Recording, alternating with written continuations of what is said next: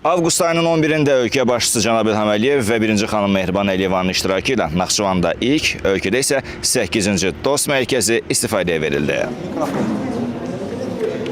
Naxçıvan Regional DOST mərkəzinin fəaliyyətinə başlayırıq və bu mərkəz cənab Prezidentin 10 may 2021-ci il tarixli Naxçıvan Muxtar Respublikasına məlum səfəri və səfər zamanı verdiyi tapşırıq əsasında təşkil olunmuşdur.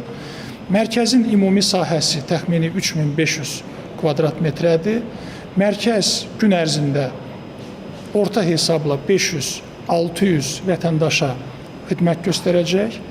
Mərkəzdə 100-dən çox əməkdaş fəaliyyət göstərəcək və 50-yə yaxın könüllü bizim məşhur artıq könüllü DOST proqramı çərçivəsində müxtəlif subproqramlar, yəni könüllü subproqramlar istiqamətində vətəndaşlara dəstək olacaqlar, yardım göstərəcəklər.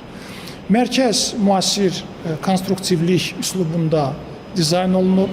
Mərkəzin bütün mühəndis sistemləri kifayət qədər müasir və yüksək səviyyədə layihələndirilib və mərkəz daxilində eyni zamanda bizim tibbi sosial ekspertiza komissiyamız və eyni zamanda bizim deməli DOST İnklüziv İnkişaf və Yaradıcılıq Mərkəzinin otağı da fəaliyyət göstərir.